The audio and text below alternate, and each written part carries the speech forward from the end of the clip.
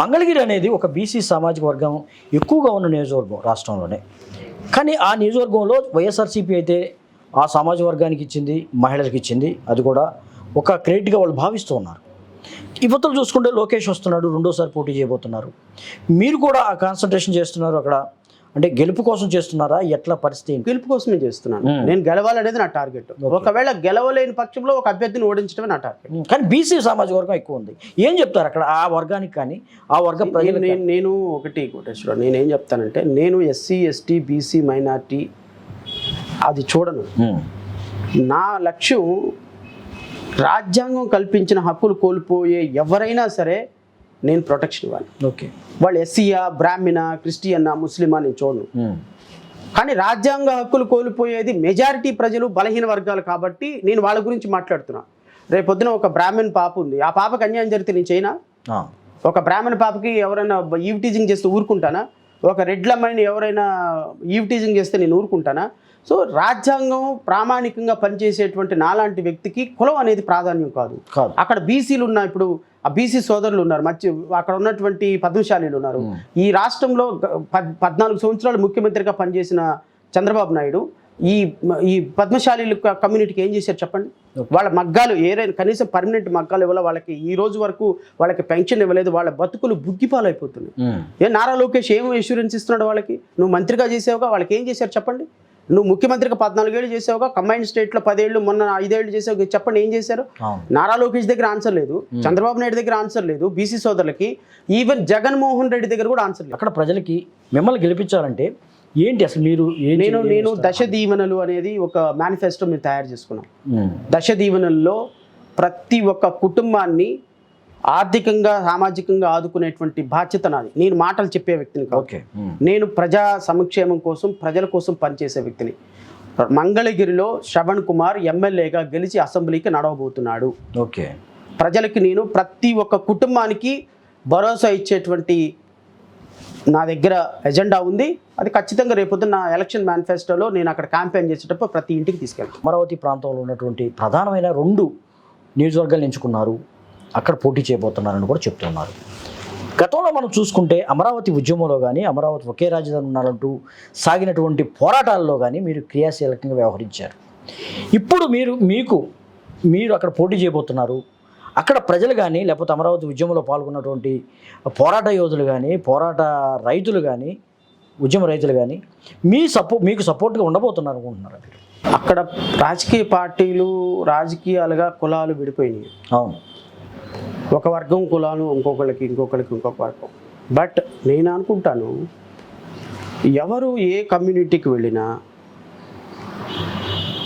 రేపొద్దున ప్రజలకు అవసరం అంటూ ఉంటే వచ్చే పార్టీ మా పార్టీ, వెళ్ళే వ్యక్తిని నేను. ఓకే, ప్రజలు ఆ విఘ్నతతో ఆలోచిస్తారనే నమ్మకం నాకుంది.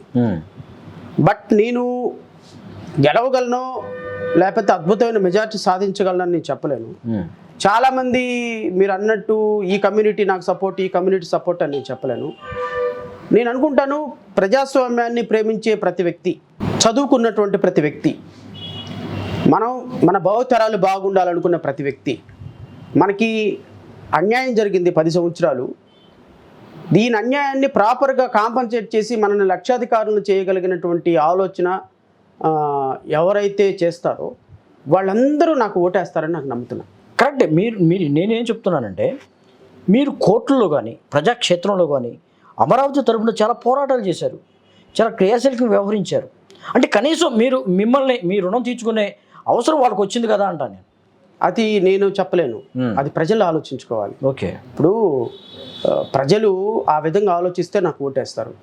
ఆలోచించకపోతే వాళ్ళు రాజకీయాలు చూసుకొని తెలుగుదేశానికో, వైఎస్ఆర్సీపీకో మళ్ళీ వాళ్ళకే ఓటేసి మోసపోవాలని చూస్తారు. మోసపోయినా వాళ్ళకు తరపున మళ్ళీ నేను ఫైట్ చేయాల్సిందే. 2024లో మీ పోరాటం ఆగదు, సమస్య లేదు. అంటే నాకు సపోర్ట్ చేశారా లేదని చూసుకో, అసలు నేను చూడను. 2024లో మళ్ళీ తెలుగుదేశం ప్రభుత్వం, జనసేన వచ్చింది అనుకుందాం. ఓకే, మళ్ళీ అమరావతి రైతులకు అన్యాయం జరిగితే వైసీపీ రాదు, మళ్ళీ శ్రవణ్ కుమారే వెళ్ళాలి. మంగళగిరి ప్రజలకు అన్యాయం జరిగితే చంద్రబాబు నాయుడు ఇప్పుడు ఈరోజు ఒక మాట ఉంటుంది, పవన్ కళ్యాణ్ది ఈరోజు ఒక మాట ఉంటుంది, నారా లోకేష్ది ఈరోజు ఒక మాట ఉంటుంది, నరేంద్ర మోడీది ఈరోజు ఒక మాట ఉంటుంది. రేపు వీళ్ళు అధికారంలోకి వచ్చిన తర్వాత ఇవన్నీ మర్చిపోతారు. మళ్ళీ అమరావతి రైతులకు అన్యాయమే. వాళ్ళు 10 సంవత్సరాల నుంచి కోల్పోయిన దానికి ఏం కాంపన్సేషన్ ఇవ్వరు. మళ్ళీ వాళ్ళ తరపున ఫైట్ చేయాల్సింది నేనే అంటున్నా. ఓకే, నాకు వాళ్ళు ఓటు వేసినా వేయకపోయినా నేనే ఫైట్ చేస్తా. ఎందుకంటే fighting is my weapon. Okay. So కాబట్టి మీ ఆయుధం.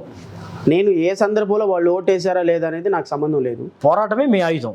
ప్రజలు ఏ కష్టం వచ్చినా వాళ్ళ వెనక నిలబడాలి, వాళ్ళని ఆదుకోవాలనే లక్ష్యం ఒకటే తప్ప ఓకే, నాకు ఈ ఓట్లతోటి సీట్లతోటి సంబంధం లేదు.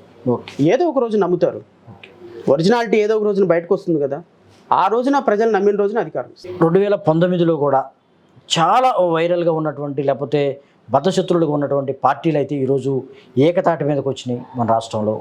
ఈసారి 2024 ఎన్నికల్లో ఉమ్మడిగా ఒక పార్టీగా ఒక జట్టుగా వెళ్ళబోతున్న పరిస్థితుల్లో ఏంటి, ఎలా ఉండబోతుంది ఈ రాష్ట్రంలో?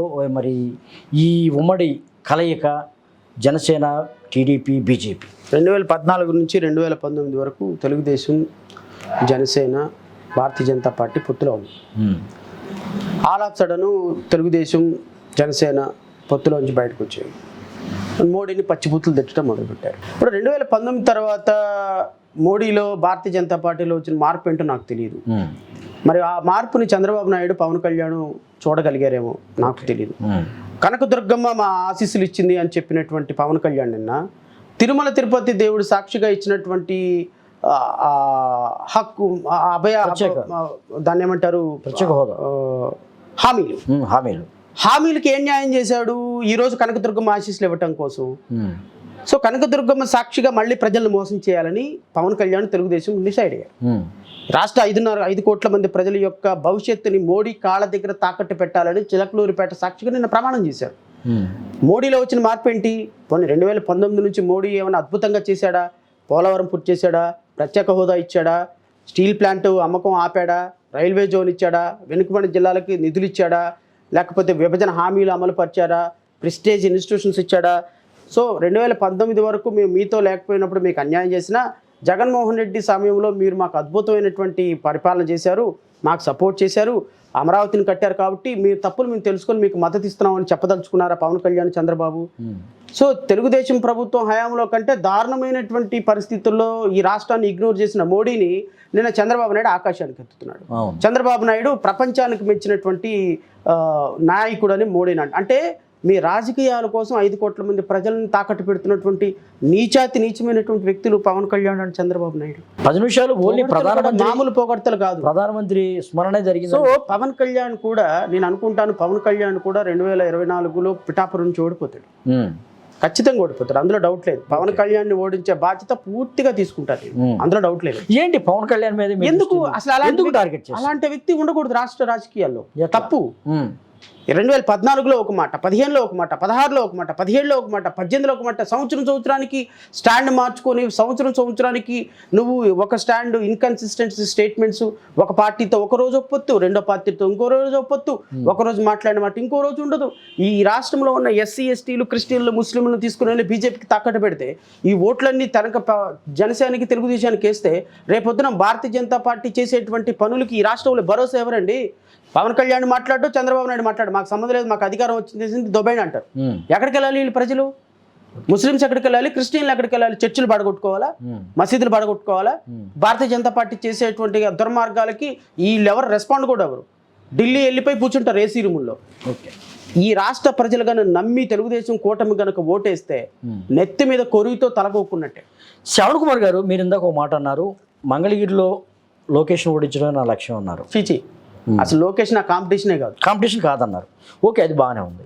ఇప్పుడు పిఠాపురంలో పోటీ చేయబోతున్నటువంటి పవన్ కళ్యాణ్ విషయంలో ఎటువంటి వ్యూహాలు రచిస్తున్నారు ఏంటి? అంటే నేనేం వ్యూహాలు రచించడం అవసరం లేదు సార్. ఇప్పుడు మల్లికార్జున అని పద్మశాలికి సంబంధించిన ఒక కుర్రోడు అక్కడ నుంచి ఉంటున్నాడు. ఆ అబ్బాయి సామాజిక నేపథ్యం ఉన్న అబ్బాయి, కష్టపడి పనిచేసేటువంటి సమయం, 8 డిగ్రీలు పొందినటువంటి వ్యక్తి.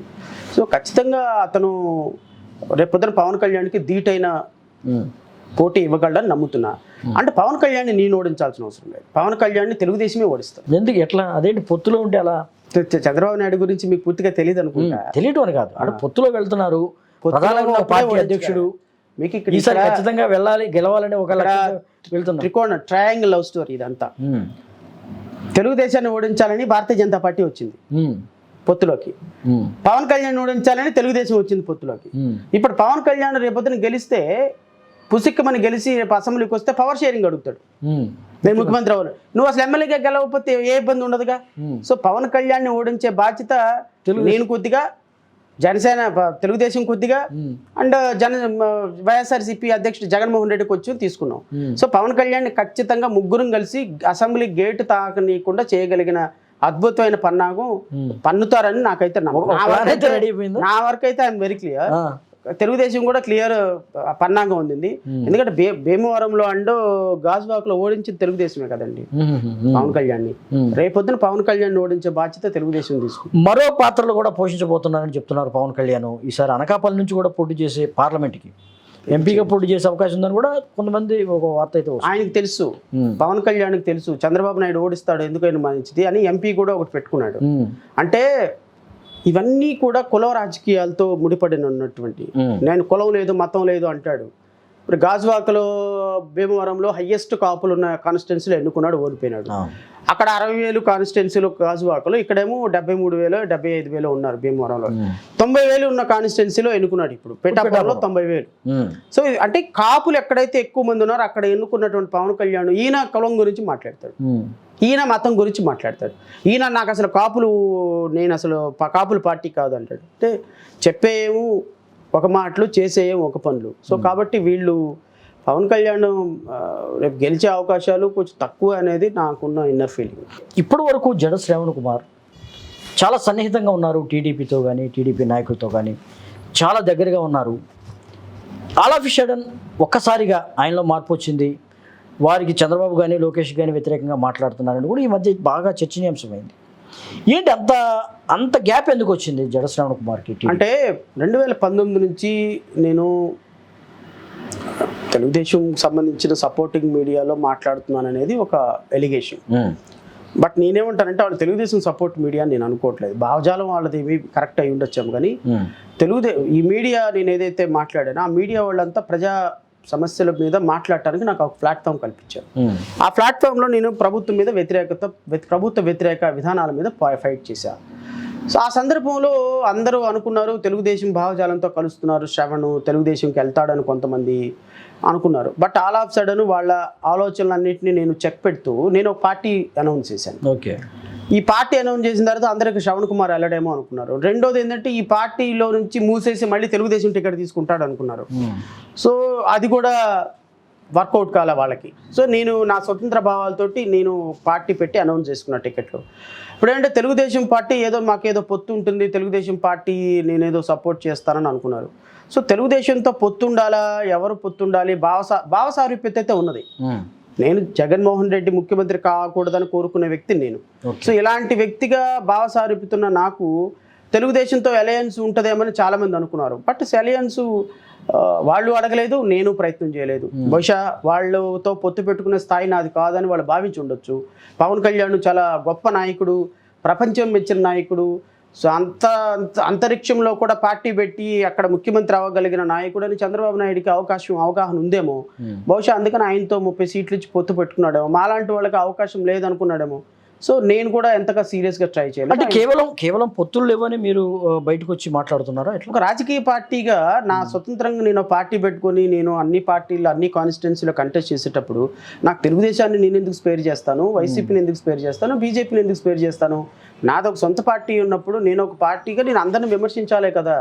విమర్శించకుండా నేను తెలుగుదేశానికి ఓటేయండి వైసీపీకి ఓటేయద్దని చెప్తానా? నా దృష్టిలో అందరూ దొంగలే. వైఎస్ఆర్సీపీ కంటే కొంచెం పెద్ద దొంగ జగన్మోహన్ రెడ్డి, చంద్రబాబు నాయుడు.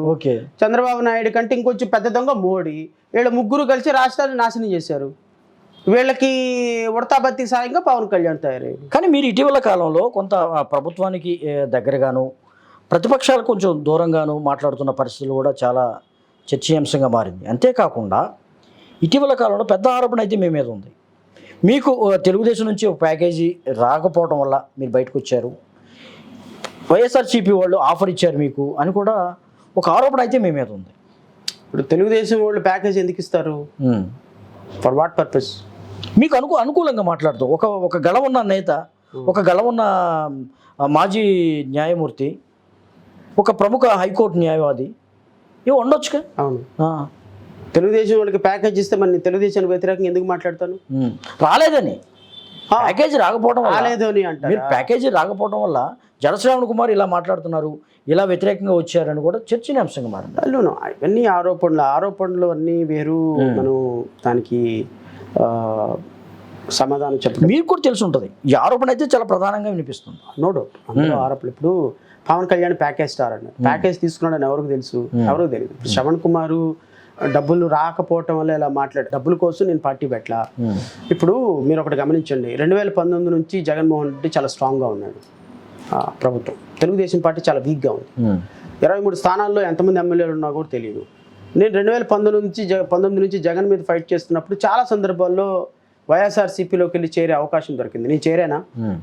వైఎస్ఆర్సీపీలో చేరి ఒక పదవి తీసుకుంటే ఎవడొద్దంటాడు నన్ను? నేను ప్రభుత్వానికి వ్యతిరేకంగా ఫైట్ చేశాను, ఇప్పుడు స్వతంత్రంగా ఫైట్ చేస్తున్నాను. అయితే నన్ను కలుపుకొని కంబైన్డ్గా ప్రజల దగ్గరికి వెళ్ళి ప్రజా సమస్యల మీద ఫైట్ చేసే విషయంలో నన్ను కూడా, నా పార్టీని కూడా కలుపుకొని మాకు సహకారాలు అందించి, రాజకీయంగా సహకారాలు అందించి మమ్మల్ని కూడా అసెంబ్లీకి తీసుకెళ్లే ప్రయత్నం తెలుగుదేశం చేస్తుంటే ఆహ్వానించేవాడినేమో. వాళ్ళు అలాంటి ప్రయత్నం ఏం చేయలే. వాళ్ళు ఏ కాడికి మీరు ప్రభుత్వ వ్యతిరేకతను పెంచండి, మేము ఎంజాయ్ చేసుకునే సందర్భంలో వాళ్ళకి సహకరించాల్సిన అవసరం లేదు. ఇప్పుడు 2019 నుంచి 2023 డిసెంబర్ వరకు ప్రభుత్వం మీద ఫైట్ చేసాం అందరం కలిసి. నేను ఫైట్ చేశాను, రఘురామకృష్ణరాజు గారు ఫైట్ చేశారు, జనసేన ఫైట్ చేసింది, బీజేపీ ఫైట్ చేసింది. ఇప్పుడు రాజకీయం చేయాలి. రాజకీయం చేయాల్సినప్పుడు ఈ 4 నెలల కాలంలో నేను తెలుగుదేశానికి సపోర్ట్గా మాట్లాడలేను. తెలుగుదేశం ఏం చేసిందో చెప్పాలి, వైసీపీ ఏం చేసిందో చెప్పాలి. తెలుగుదేశం ఏం చేసిందో చెప్పడానికి ప్యాకేజ్ రాలేదు కాబట్టి చెప్పానంటే ఎట్లా?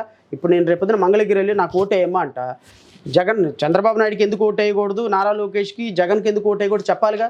ఆ చెప్పే ప్రాసెస్సే ఇది. సో దానికోసం ప్యాకేజ్ రాలేదు కాబట్టి నేను వ్యతిరేకంగా అనేది చాలా తప్పు. వైసీపీకి మీరు దగ్గర అయ్యారు, వైసీపీ నేతలతో మీరు మాట్లాడారని కూడా చర్చించుకుంటున్నారు. చంద్రబాబు నాయుడే దగ్గరకు తీయలేదు అని అనాలనుకుంటే ఇంకా వైసీపీ జగన్మోహన్ రెడ్డి ఇంకా మోనార్క్ ఎందుకు దగ్గర తీసి? తెలుగుదేశానికి వ్యతిరేకంగా ఉన్నారు కాబట్టి ఖచ్చితంగా వైసీపీ దగ్గర తీసుకుంటుంది. అందుకనే కదా నేను వైసీపీ జగన్మోహన్ రెడ్డి 175 స్థానాల్లో ఆయన కూడా ఓడించండి, ఆయన కూడా ఈ దేశానికి, రాష్ట్రానికి అరిష్టం అని చెప్పి నేను అంటున్నాను కదా. ఇప్పుడు వైసీపీ తోటి సెటిల్ అయిపోయి వైసీపీ ప్యాకేజ్ తీసుకుంటే జగన్ వైపే వెళ్ళేవాడిని. కానీ ప్రధానంగా ఇక్కడ ఒక చర్చనీయాంశంగా మారుతుంది. మీరు ఒక దళిత నేత, దళితులకు సంబంధించినటువంటి రిప్రజెంటేటివ్ నాయకుడు, నేత అని కూడా అనుకుంటున్నారు. ఇక్కడ మనం చూసుకుంటే మీరు ప్రధానంగా చీల్చే ఓట్లు కూడా వైసీపీకి సంబంధించిన వారికి బలాన్ని చేకూర్చే విధంగా ఉంటుంది. తెలుగుదేశం మొన్నటి వరకు తెలుగుదేశంలో ఉన్నారు కాబట్టి, తెలుగుదేశం వైపు ఉన్నారు కాబట్టి మీరు చీల్చే ఓట్లు కూడా తెలుగుదేశం వర్గానికి చెందినటువంటి సీట్లే చీల్తాయని కూడా ఒక వాదన అయితే ఉంది. నిజం కాదంటారా? కరెక్టే. ఎందుకంటే ప్రభుత్వ వ్యతిరేకత ఓటింగు, జగన్మోహన్ రెడ్డికి వ్యతిరేక ఓటింగ్ చీల్చుకొని యాంటీ ఇన్కంబెన్సీ ఓటింగ్ ఏ పార్టీకి అయితే వస్తుందో దానివల్ల నష్టపోయి తెలుగుదేశం. అవును. సో తెలుగుదేశం పార్టీ ఖచ్చితంగా రేపొద్దున నష్టపోయే అవకాశం ఉంది మా వల్ల. మేము చీల్చే ప్రతి ఓటు కూడా తెలుగుదేశం పార్టీకి వెళ్లాల్సిందే. సో తెలుగుదేశం పార్టీ ఖచ్చితంగా నష్టపోయే అవకాశం ఉంది. తెలుగుదేశం పార్టీ రేపొద్దున నష్టపోయే దాంట్లో మొదటి స్థానంలో ఉంటుంది. At the same time YCP కూడా నష్టపోతుంది అనుకుంటున్నా. ఏదేమైనా గెలుపు ఓటములు 1-2 ఓట్ల తేడాతో ఉంటుంది. కోటేశ్వర నేను ఒక 5,000 ఓట్లు తెచ్చుకున్నాను అనుకో, అవి తెలుగుదేశంయా వైసీపీయా నాకు తెలియదు. అక్కడ ఉన్నటువంటి ప్రజలు నన్ను అర్థం చేసుకునే విధానాన్ని బట్టి వేస్తారు. కొంతమంది జగన్కి వెళ్ళాలి అనుకున్న వాళ్ళు నాకు వేయచ్చు, జగన్కి వేయకూడదు తెలుగుదేశంకి వేద్దాం అనుకునే వాళ్ళు నాకు వేయచ్చు. ఏదైనా జరగచ్చు, బట్ మేజర్ లూజర్ మాత్రం తెలుగుదేశం పార్టీ. 2024కు సంబంధించి సార్వత్రిక ఎన్నికలు జరగబోతున్న తరుణంలో భారత ఎన్నికల సంఘం అయితే ప్రధాన పార్టీలు కానీ, ఇతర రాజకీయ పార్టీలు కానీ, ప్రాంతీయ పార్టీలకు సంబంధించి ఇప్పటికే కొన్ని మార్గదర్శకాలు సూచించింది. అంతేకాకుండా గుర్తులు కూడా ప్రకటించిన నేపథ్యంలో ఏంటి అసలు మీ పార్టీకి సంబంధించి ఇప్పటికే కోర్టు గుర్తు వచ్చింది. ఏంటి దాని వెనుకున్న వ్యూహం ఏంటి? అసలు నిజంగా ఒక చర్చనీయాంశంగా మారింది రాష్ట్రంలో అయితే మాత్రం. జై భీమరావు భారత పార్టీకి కోర్టు గుర్తు అంశం కనుక చాలా చర్చనీయాంశంగా మారింది. 1924 ఆ ప్రాంతంలో 100 సంవత్సరాల క్రితమే ఈ దేశానికి, ప్రపంచానికి ఆత్మగౌరవం చూపించినటువంటి, విలువను చూపించినటువంటి అంబేద్కర్ గారు ఒక కోర్టు ద్వారానే సమాధానం చెప్పారు.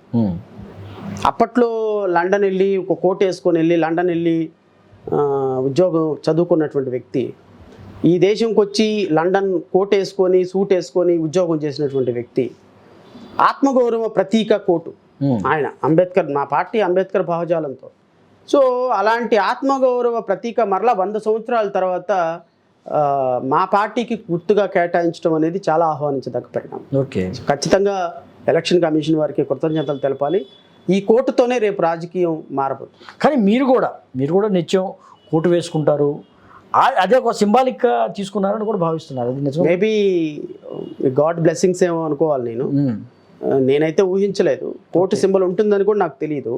బట్ ఫార్చునేట్లీ కోర్టు సింబల్ పెట్టాను, అదే సింబల్ ఎలక్షన్ కమిషన్ కూడా యాక్సెప్ట్ చేసింది. అంటే ప్రధానంగా ప్రాంతీయ పార్టీలకు మాత్రమే ఈ కోర్టు అనేది ఒకటి ఉంటుందా? మిగతా రాష్ట్రాల్లో కూడా ఉండొచ్చు. మిగతా రాష్ట్రాల్లో కూడా ఉండొచ్చు. బట్ ఆంధ్రప్రదేశ్ రాష్ట్రంలో మిగతా రాష్ట్రాల్లో పార్టీలు పేర్లు వేరు, కానీ మా పార్టీ పేరే అంబేద్కర్, జై భీమ్రావ్. భీమ్రావ్ పేరుతోనే ఒక పార్టీ భారతదేశంలో ఎక్కడా లేదు. ఓకే. మా పార్టీ ప్రత్యేకంగా అంటే మీ గుర్తు కోర్టు కాబట్టి ప్రత్యేకంగా చూపెట్టాల్సిన అవసరం లేదు, ప్రత్యేకంగా పట్టుకోవాల్సిన అవసరం లేదు. Just identified with my dress sense only. Tomorrow also people will identify me, or my symbol will be identified in the EVM basing on my appearance. Okay.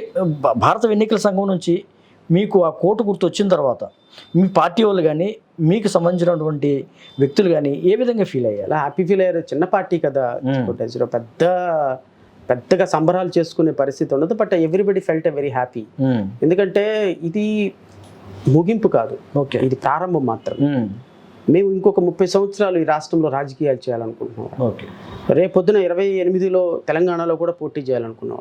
So ప్రపంచానికి పరిచయం చేయాల్సిన అవసరం లేని పేరు భీమ్రావ్. మా పార్టీ పేరు కూడా భీమ్రావ్. ప్రపంచానికి పరిచయం చేయాల్సిన అవకాశం లేని సింబల్ కూడా కోర్టు.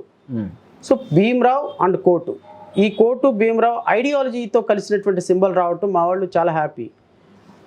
అంటే పెద్దగా సంబరాలు మేమేం చేసుకోలేదు, కానీ బట్ మానసికంగా అయితే మాత్రం మాకు చాలా స్ట్రాంగ్నెస్ ఇచ్చినటువంటి, కరేజ్ ఇచ్చినటువంటి ఇన్సిడెంట్ ఇది. ఓకే. రాజకీయ పార్టీకి ప్రధానంగా సింబల్ అనేది చాలా ఆయువు పట్టు ఉంటారు, లైఫ్ లైన్ కూడా. సో ఏదైతే మీరు కోర్టు తీసుకున్నారో, ఈ కోర్టు అంటే గ్రామీణ ప్రజలు చాలా రూరల్లో ఉంటారు. ప్రజలు కొంతమంది గుర్తుపట్టడం చాలా కష్టంగా ఉంటుంది కొన్ని గుర్తుల్ని. అంటే ఈ పార్టీ గుర్తుని మీరు ఎలా తీసుకెళ్ళాలనుకుంటున్నారు, ఎలా పాపులర్? కొంచెం డిఫికల్ట్ టాస్కే. ఓకే. 2024లో మెల్లగా ప్రయత్నం చేస్తాం. 29కి చాలా స్ట్రాంగ్ అవుతాం. ఓకే. 34కి ఈ రాష్ట్రంలో ఒక మంచి ఫోర్స్ తోటి ప్రభుత్వాన్ని శాసించే స్థాయిలో, ప్రభుత్వాన్ని ఏర్పాటు చేసే స్థాయిలో కూడా ఉంటాం. అంటే 10 సంవత్సరాల టార్గెట్ నాది. 24 ఎలక్షన్లో అన్ని కాన్స్టిట్యున్సీలో నిలబడాలి, ఒక 15 లక్షల ఓటింగ్ తెచ్చుకోవాలి. ఓకే. ప్రతి కాన్స్టిట్యున్సీకి 5,000 ఓట్లు, ఎంపీ అయితే 10,000. మీ టార్గెట్ అయితే అది? నా టార్గెట్ అయితే 15 లక్షల ఓటింగ్ వస్తే ఈ 29వ తారీఖున చంద్రబాబు నాయుడు ప్రమాణ స్వీకారం చేసినా, జగన్ ప్రమాణ స్వీకారం చేసినా ప్రతిపక్ష పార్టీలు 3 ఏళ్ళు కనపడవు. చంద్రబాబు నాయుడు ప్రమాణ స్వీకారం చేశాడు అనుకో, జగన్మోహన్ రెడ్డి ఆ సాయంత్రం విజయవాడ నుంచి గాయప్ అయితే మళ్ళీ 3 సంవత్సరాల తర్వాత ఆంధ్రప్రదేశ్ రాష్ట్రంలో హైకోర్టు ఆర్డర్తో అడుగు పెట్టాలి. రఘురామకృష్ణరాజు గారి లాగా రాష్ట్రంలో ఉండనీరు. అటువంటి పరిస్థితులు ఏర్పడతాయి అంటారా? 100%. ఓకే. నేను చంద్రబాబు నాయుడుగా ప్రమాణ స్వీకారం చేస్తున్న రోజునే సాయంత్రానికి 1000 మంది లేచిపోతారు. అంత దారుణాలు జరుగుతాయి. 29వ తారీఖున చంద్రబాబు నాయుడు గారు ప్రమాణ స్వీకారం చేస్తే 30వ తారీఖు నుంచి ఈ రాష్ట్రంలో జరిగే అక్రమాల మీద ఫైట్ చేయాల్సింది మళ్ళీ మీరే ఆధారం. ఎందుకు ప్రతిపక్ష పార్టీలు ఉండవుగా? జనసేన కలిసే ఉంది, పోరాటం చేయదు. బీజేపీ కలిసే ఉంది, పోరాటం చేయదు. కాంగ్రెస్ పార్టీ షర్మిల, నాది అసలు ఆంధ్రానే కాదు, నాది అసలు తెలంగాణనే కాదు, నేను అసలు ఆంధ్రాలో పుట్టిన, తెలంగాణలో పుట్టిన, నేను పెరిగింది అంతా బెంగళూరులోనే, నేను బెంగళూరు వెళ్ళిపోతానని ఎంపీ టికెట్ తీసుకుని ఎక్కడికో వెళ్ళిపోద్ది, రాజ్యసభ తీసుకుని. ఆమె ఉండదు. వైఎస్ఆర్సీపీ పారిపోద్ది, ఎక్కడ కనపడితే అక్కడ కేసులు పెడతారు కాబట్టి వాళ్ళు కూడా ఉండరు. మళ్ళీ ఈ స్టేట్లో ఫైట్ చేయాల్సింది నేనే. జడ శ్రవణ్ కుమారే మూలం, ఇక ఆధారం అవుతారంటారు. ఖచ్చితంగా, ఎందుకంటే కమిట్మెంట్ తోటి ఉన్నా నేను. నేనేదో పెద్ద గొప్ప పోరాట యోధుడిని లేకపోతే పెద్ద నాయకుడిని చెప్పను. ఇప్పుడు ఈ 15 లక్షల ఓటింగ్ నాకు వచ్చింది అనుకోండి కోటేశ్వరరావు, రేపొద్దున నాకు ఒక హోప్ వస్తుంది. నేను 2019లో నా దగ్గర ఏముందని ఫైట్ చేశాను ముఖ్యమంత్రి గారి మీద, ప్రభుత్వ వ్యతిరేకత మీద, సుధాకర్ మీద, కిరణ్ కుమార్ మీద, అబ్దుల్ సలాం మీద, ప్రసాద్ మీద, వరప్రసాద్ మీద, వీళ్ళందరి మీద ఏముందని ఫైట్ చేశాను నేను. నా దగ్గర ఏముంది అప్పట్లో? ఈ కోర్టు తప్ప ఏమీ లేదు. ఇప్పుడన్నా కొద్దిమంది జనం ఉన్నారు, కొంత ప్రాక్టీస్ ఉంది, 4 కేసులు ఉన్నాయి. అప్పుడు అది కూడా లేదు కదా, సింగిల్ వన్ మ్యాన్ ఆర్మీగా ఉండి ఎంత ఫైట్ చేశాను. ఓకే. జగన్మోహన్ రెడ్డి ఒక చిన్న పోస్ట్ పెడితే ఎత్తుకెళ్ళిపోయేవాడు, లోపల పెట్టేవాడు. అవును. అలాంటి సందర్భంలో దాక్కున్నారు ఈ 70 లక్షల మంది తెలుగుదేశం కార్యకర్తలు. 45 సంవత్సరాల చరిత్ర ఉన్న పార్టీ కనపడలా. కరోనా టైంలో ఇద్దరు కలిసి చంద్రబాబు నాయుడు, నారా లోకేష్ అక్కడ యోగా చేసుకుంటూ హైదరాబాద్లో ఉన్నారు. పవన్ కళ్యాణ్ నిన్నగాక మొన్న వచ్చాడు. వీళ్ళు విద్యుత్ సమస్యల మీద ఫైట్ చేశారా, జాబ్ క్యాలెండర్ మీద ఫైట్ చేశారా, దళిత సమస్యల మీద ఫైట్ చేశారా, కొన్ని వందల కేసులు హైకోర్టులో వేసి ప్రభుత్వం యొక్క మెడలు ఉంచి పోరాటం చేశాను నేను. నా చరిత్ర యూట్యూబ్ చెప్తుంది. ఓకే. ప్రతిరోజు డిబేట్లో కూర్చొని ప్రజా సమస్యల మీద పోరాటం చేసిన వ్యక్తిగా నాకు ఒక క్రెడిబిలిటీ ఉంది. ఆ క్రెడిబిలిటీ నేను పోగొట్టదలుచుకోవాలా. నేను మళ్ళీ 2024లో మే 30వ తారీఖు నుంచి ఈ రాష్ట్రంలో నా పోరాటం కొనసాగుతుంది. ఓకే. ఇది జడ శ్రావణ్ కుమార్ గారు చెప్తున్నారు. ఏదైతే 2024 ఎన్నికల్లో ఖచ్చితంగా ఇతర పార్టీలకు సంబంధించిన నేతలని ఓడించడమే తన లక్ష్యం, అంతేకాకుండా ఓట్లు చీలికే తమ ధ్యేయం అంటూ మరి ఈ ఎన్నికల్లో రాబోతున్నాము. అంతేకాకుండా ఈ ఎన్నికల తర్వాత కూడా ఏదైతే బాధితులు ఉన్నారో, ఎవరైతే నష్టపోయేవారు ఉన్నారో వారికి ఖచ్చితంగా ఒక జడ శ్రావణ్ కుమారు లేకపోతే జై భీమరావు భారత పార్టీ మాత్రమే అండగా ఉంటుంది. ఎన్నికల తర్వాత కూడా మరి ఈ రాష్ట్రంలో ఉండే నేతగా తానేనని కూడా గట్టిగా చెప్తున్న పరిస్థితి కూడా చూస్తున్నాము.